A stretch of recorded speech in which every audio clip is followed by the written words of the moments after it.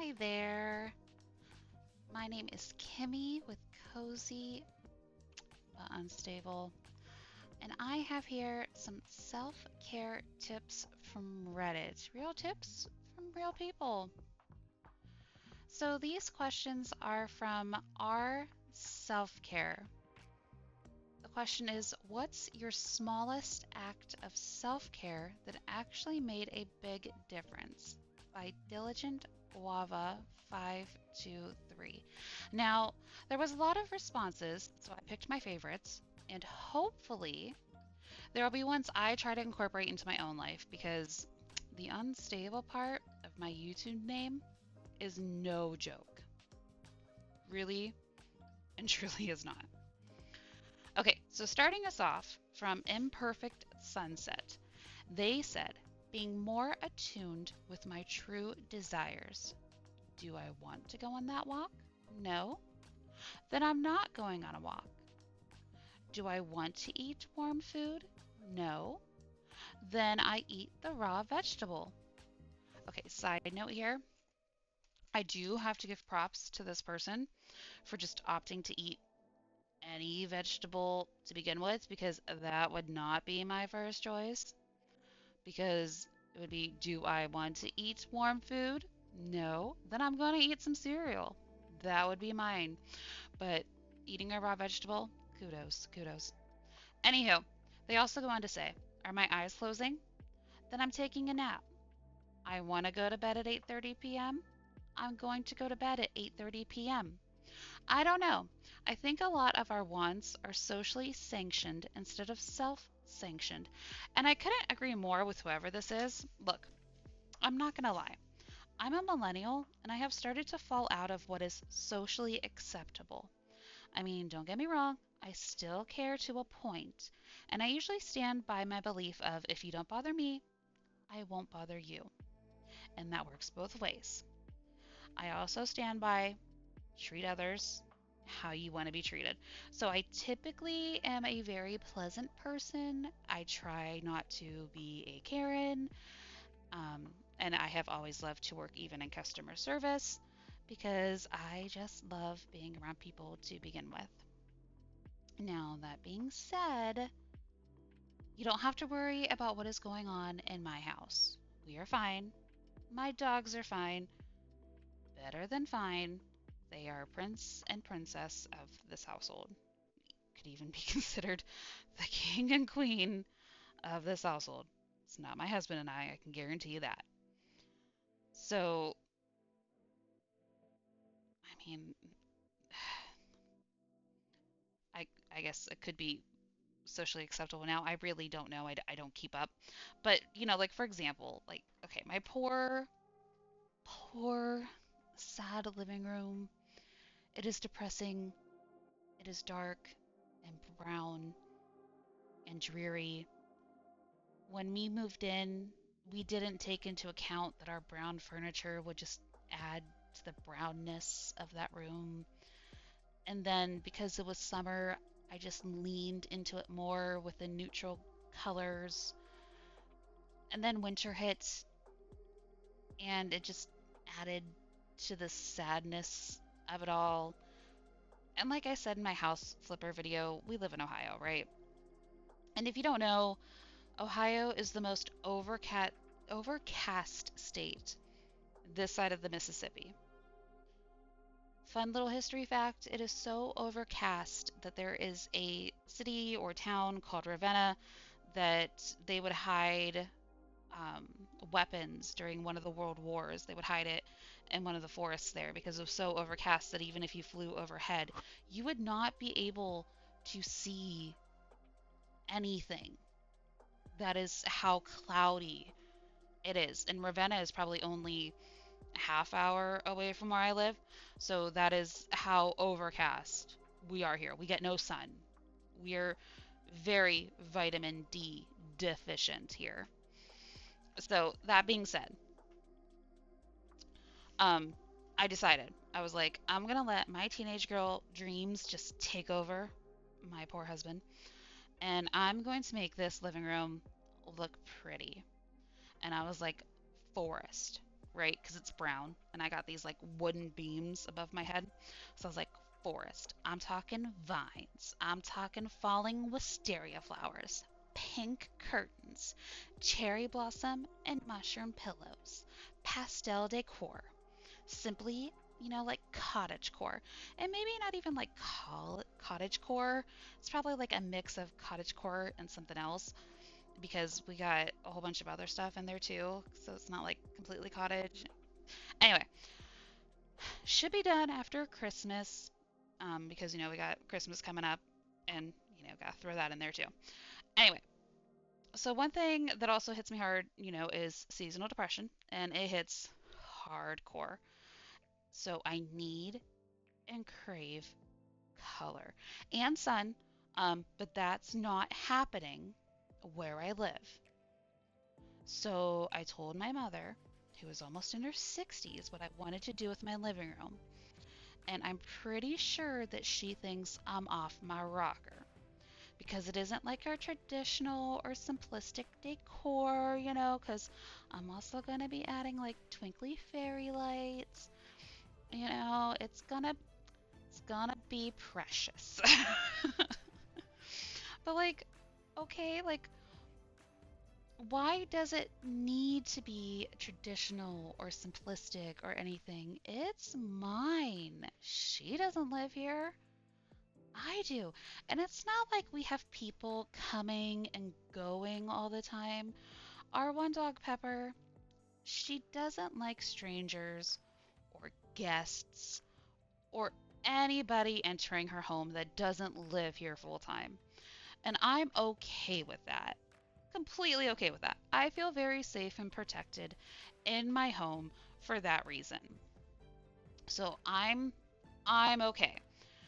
So, yeah, like what does it matter then what my house looks like? And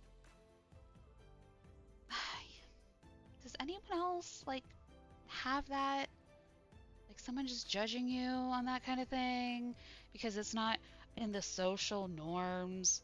It's not the traditional grays, neutrals, millennial green, or anything like that. Like, it's your home. Do what you want. You're the one living there. You're the one that's going to see it all the time, nobody else.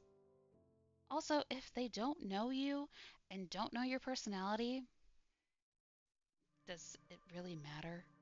Because if they were truly someone who loved you and supported you, they'd be completely fine with it. And they'd be like, that's awesome. I'm glad you're happy. I'm just saying. I'm just saying. Because, like, my best friend, she's like, I want pictures of this whole process. And I'm like, done. Also, like, I'm doing themes for, like, every room now at this point. Like, my one bathroom is anime, Hello Kitty, Japanese, cherry blossoms, like, all of that. Obsessed with cherry blossoms. There's just gonna be cherry blossoms everywhere. Um, my office is like Korean boy band, also cherry blossoms. So if anyone else is like doing themes in their rooms, would love to hear it. Would love ideas. Help a girl out. Okay, thank you. All right, moving on. The next self care tip is from Snack Crackle Pop 1995, who says they brush their teeth. They say it sounds super simple, and it really is, but nothing feels better to them than a fully brushed mouth. And I get it. I used to take long showers where I would just sit there and let the warm water just rush over me. And I would also give like the performance of a lifetime as well. And I was winning all the Grammys. I was the only one winning all the Grammys, but I was winning them and I was giving the best speeches. Just saying. The OP said that those are such underrated reset buttons that makes you feel instantly better. It is like a pocket of peace in the day. And honestly, I couldn't agree more. There are times that even brushing my teeth, I feel super accomplished. It could be because I've battled depression and ADHD, and even the simplest tasks can feel like the hardest mountain to climb. So just doing one small thing is like, wow, I did this and I feel so good right now. I even have a rule that I wash my face at least once a day because if you battle depression, you know, if you know, you know. But I do have to say that since reading this one little self-care hack, every once in a while I'll get that urge to like have minty fresh breath. And instead of just pushing that nagging little voice into the back of my head and jamming her down inside her hole, I'll listen to her and I'll go and brush my teeth. And it does feel very refreshing. And I mean, it could be 2 o'clock in the afternoon, it could be 3 o'clock in the morning, but I'll listen and it does make a difference. It does make me feel refreshed and it does make me feel pretty accomplished and pretty good about myself. So I will say that is one that I'm probably going to keep adding and keep doing because it doesn't matter when I do it, doesn't matter why I do it and I do feel good about myself because there are just some days that I'm like, no, I don't want to do this today and I don't feel good about myself and I don't, you just talk yourself out of it. But then you do it and you're like, I'm glad I did it. I'm glad I did it. I'm very proud of myself for doing it. Okay, next one. Constant Change 4916 said they stop and take a couple deep breaths when they are stressed or anxious and excuse me, they are not breathing deeply. They stop and consciously start deep breathing. Stopping and doing it mindfully reminds them to slow down and it really clears their head. I feel this in my soul. I really and truly do. I wish I was lying when I say this, but I have had three separate therapists tell me that I am constantly in fight or flight mode. And I have come to realize that part of this is because I don't do enough deep breathing. I am not mindful enough of my own body. So I have just started to spend a couple of minutes at different parts of the day just breathing deeply. And while doing this, I try to imagine that breath is going to different areas of my body and I'm just melting away the stress. And it could be my shoulders, my neck, or even my feet, just wherever I feel tense or stressed. And it actually helps. And I highly recommend this. Like anyone else practicing the deep breathing, I have even heard that people will like imagine like the light coming in and the darkness going out or like the toxins going out. And I have tried this. I really have. And I don't know if it's like my ADHD or what it is, but I couldn't fully visualize it. I would start to see other things, or my mind would just like drift and think of other things, and then there would no longer be light. It would just like be all black because I have just drifted off into no man's land. So I couldn't do the light thing. But just imagining all the stress and the worries and the muscles just melting away, that's the combination that does it for me, and I do feel lighter. I do feel a little less, stressed out. So that's the combination that does it for me. So, like anybody else, do the deep breathing. Is there a certain combination that helps you? I would love to hear it because if there are other tips and tricks, bring it my way. I love trying new things. I would love to hear it. Okay, so now I have found this other subreddit under the R self care. I found this other one, and it's from Hazel Dazzle, and they asked, what is your weird but works self care habit? And I love this because sometimes what we think should work doesn't. So I love this question. I love it so much. I love that there's less conventional tips and tricks, and I love these answers. Okay, so Moren Soup, replied by saying, please don't laugh, but I hug trees. Really big, old trees. Somehow it feels good and instantly gives me a sense of calm. And no, I'm not actually spiritual.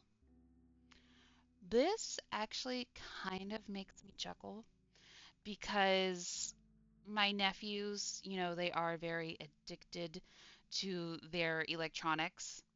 So whenever they get upset that they can't have their electronic, whether it be because they have to focus on schoolwork or they've gotten it taken away because they've done something wrong or whatever, they get very upset. So I'll be like, go touch grass. you know, go outside with nature. Go be one with nature. Just go feel that sunlight on you. So it makes me laugh. And actually, speaking of that, the other day I actually had to go and help my nephews with their schoolwork. And I was with my oldest nephew for about 2 hours helping him with his schoolwork. And my middle nephew was there, and he's the one that's really addicted with the electronics. So I was like, hey, let's read a couple of pages of this book that you had gotten from the library. Just a couple pages. I wasn't going to spend 2 hours with him like I had done with his older brother. Just 3 pages. That's all I wanted of his time. So it was going to be like 5, 10 minutes. It wasn't going to be anything drastic. And I had him put down his phone. He had been on his phone the entire time I had been there, which was like, what I said, 2 hours, 3 hours, something like that. And oh my goodness, you would have thought the world was ending the way I had said, let's put down your phone. And he was like, I just want it on in the background. And I was like, no, you'll be fine without it. Oh my goodness. We were probably on the second page when he tried to grab his phone, and I had to tell him no, that he was going to be okay finishing reading these pages without his phone. It blew my mind. Just absolutely blew my mind. And oh, but yeah. So yeah, I will tell them, hey, go touch grass. And then even when they go outside, especially my oldest one now, not my oldest one, he's not my oldest one, but um my second oldest nephew, he'll be like, guess what I did, Aunt Kimmy? And I'll be like, what? He'll be like, I went outside. And I'm like, oh my gosh, that's great. What'd you do? And it's funny that I have to praise him for going outside and touching the grass. It is funny that I have to do that. Because, like, I grew up on a farm. My grandparents owned a farm. And we were only allowed to be inside for like an hour at a time and then go spend our time with 2 hours at a time. And I loved it. I loved being outside in that sunlight, in that fresh air. And my grandmother, she tended flowers. So it was just so beautiful to be out there. It really and truly was. It was gorgeous out there. So yeah, it's so different. So different from when I was a kid. Mm. So yeah, just connecting with nature. The fresh air, the sunlight, the breeze. Ugh. Anyway, okay, so back to this answer with hugging of the trees.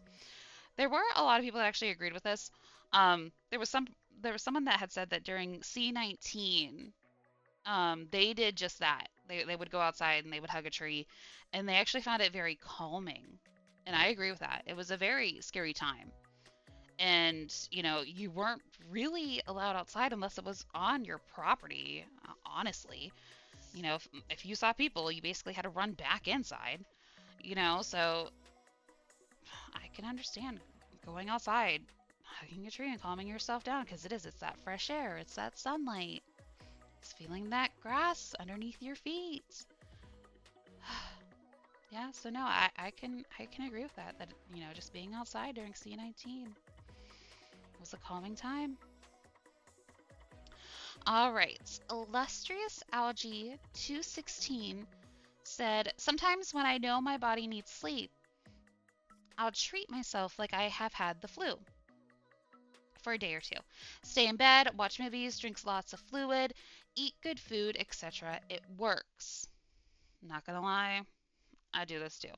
Out of depression or chronic illness, who knows? But one other user said that they do this as well, and they have actually been less sick since doing this. Someone else said that they call them goblin days, and I am so stealing that. And they ideally do this once a week, and I'm gonna steal that too. Because honestly, I should probably be doing this on days that I do feel okay, or I do have a good day. Because doing it on days when I don't feel good probably defeats the purpose, right? Because it's supposed to be a self-care day. You're taking care of yourself, you're making yourself feel good, you're trying to get that stress out, right? And you're not really doing that if you're in bed when you feel sick. You're kind of just wallowing in your sickness. So yeah, I should probably take this advice and at least once a week take a goblin day. Let everyone know that I will be unavailable during that time, unless it is an emergency, of course. And yeah, just take that for me. I will say that this answer has gotten the most upvotes for this question. And a lot of people really agreed with this answer and felt that this really was the essence of self-care. And I can agree with that. I really can. I can agree with that. All right. There is a bonus answer that just made me laugh.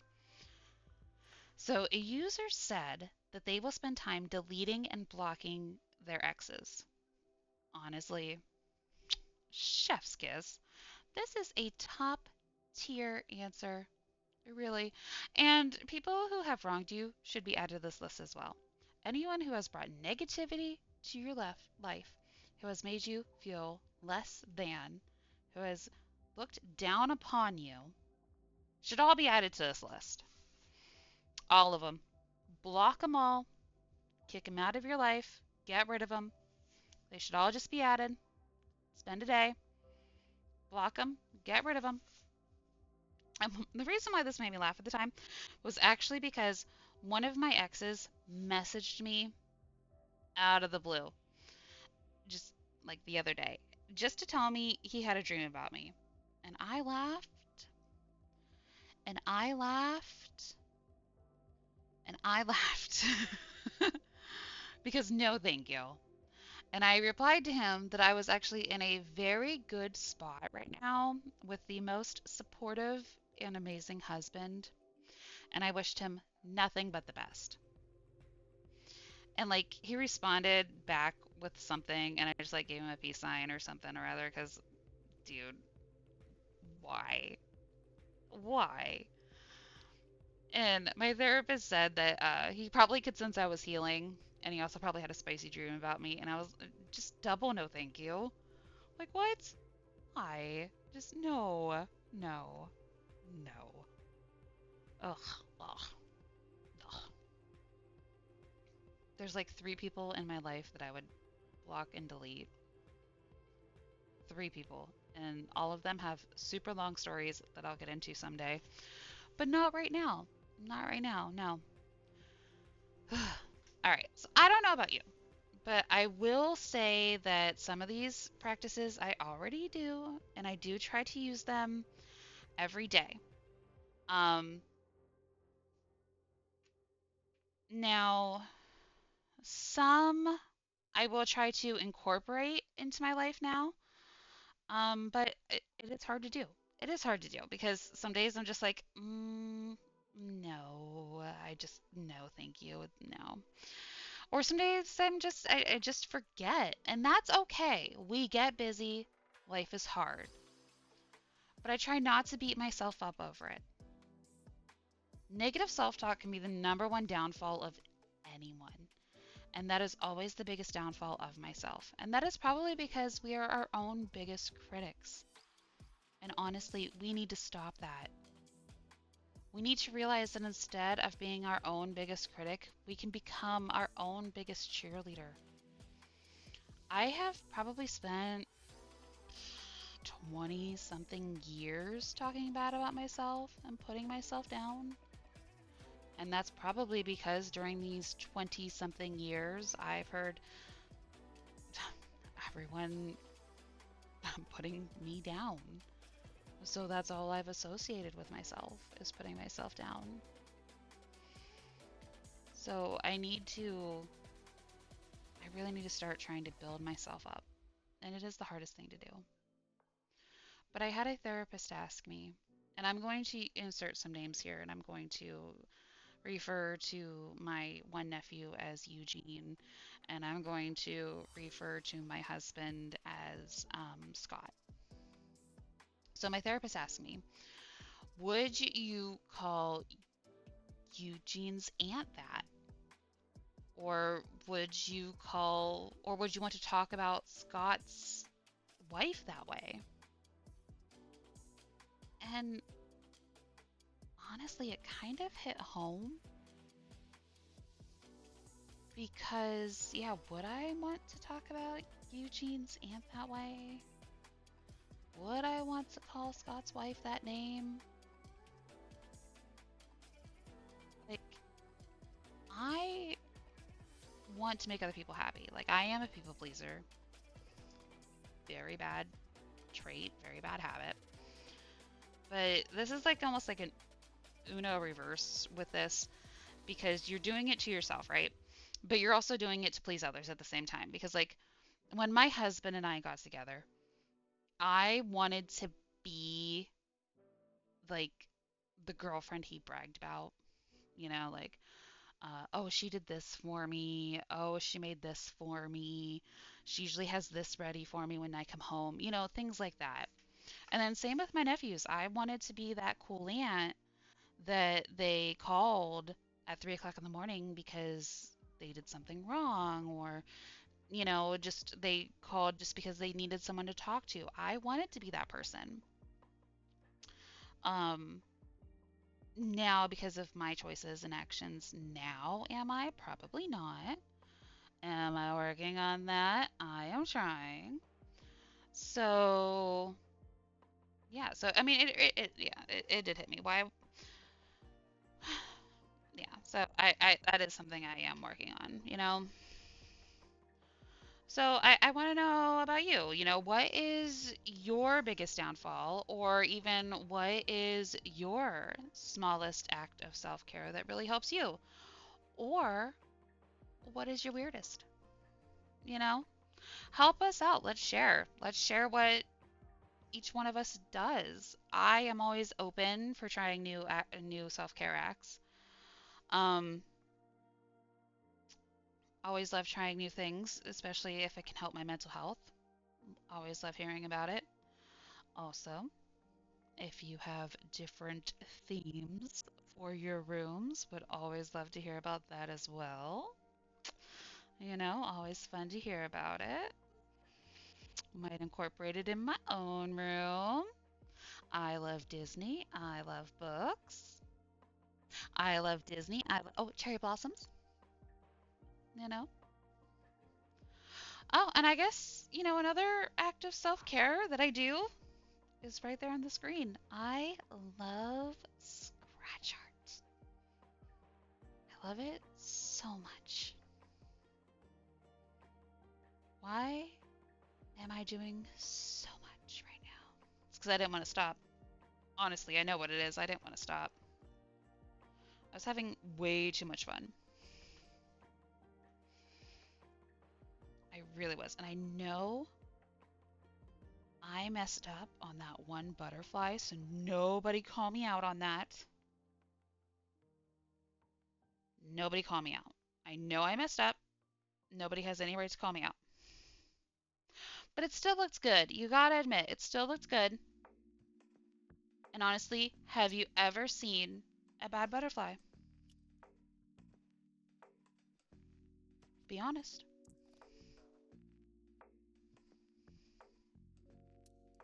Yeah, didn't think so.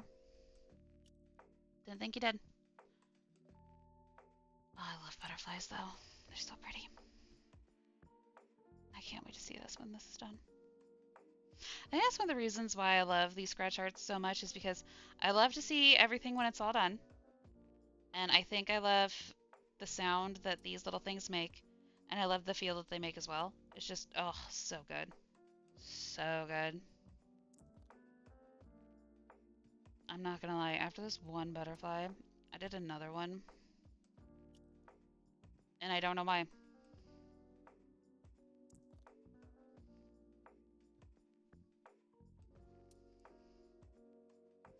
I know why. It's because I didn't want to stop.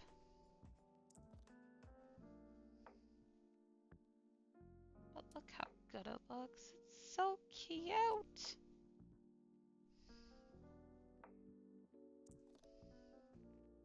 Also, the video editing there.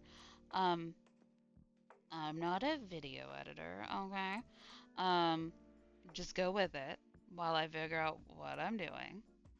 Because this is the whole second video I've ever edited in my life, okay? So just stick with me.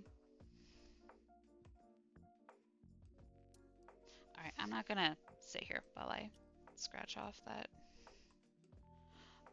other butterfly. So I think I'm going to go and see what other...